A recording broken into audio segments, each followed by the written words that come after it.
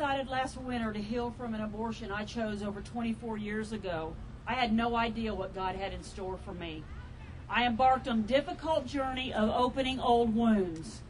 I had an abortion for my own selfish reasons. I wasn't ready to be a mother, and it would be way too inconvenient. And I cared too much what people thought about me. Although I have always remembered vivid details about my procedure, I have buried my pain so deep I didn't even feel it. I didn't even know it existed. And yet I never considered how the abortion had really affected me, changing the person I would become. Anger and bouts of depression became part of who I was.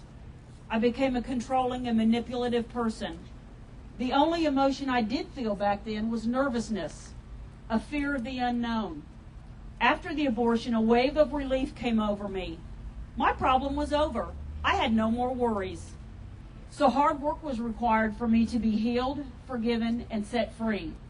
A post-abortion Bible study did all these things for me. And the freedom I experience then grows every time I speak out about my experience, because I am choosing to be silent no more. When I shared that journey of healing with other women, I became aware that more than just the women who choose abortion live a nightmare. My daughter has a sister. My parents have a granddaughter. My sister has a niece. And my husband has a stepdaughter. I thank God every day that my daughter, Helen Elizabeth, is safe in his arms. As I realized my little girl has been restored and is now alive in heaven, I began asking God to show me how others who are impacted for the rest of their lives handle it in ways I could never understand personally. After all, I never understood why I'd changed. It never occurred to me the abortion had made my life miserable. I had been told it would be the solution to every one of my problems. Once my focus shifted to others, I received the deepest heartfelt burden of my life. I have come to know and genuinely care about a man who has performed more abortions than even he can count. He lives in a self-imposed prison of alcoholism and self-denial.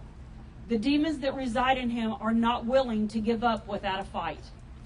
I have chosen to help this doctor fight his battle one day at a time. I pray with and for him. I care about his eternal resting place. And I often envision him becoming one of God's chosen children, using his new life to speak out against abortion and what it does to every single soul that participates in the murder of little lives. God has placed deep inside me a heart for this doctor and other medically trained people who have helped women murder their own children. I intend to fight for these doctors to receive the healing they so desperately need.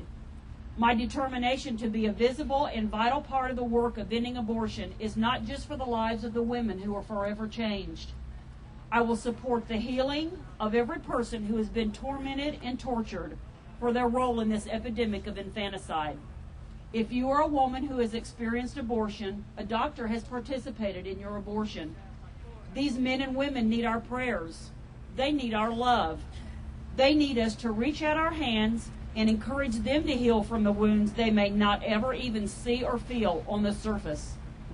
I believe so strongly that once we are healed and on a journey of freedom, we have a responsibility to help the others who are in need of that same healing and that same freedom. That's why I am silent no more.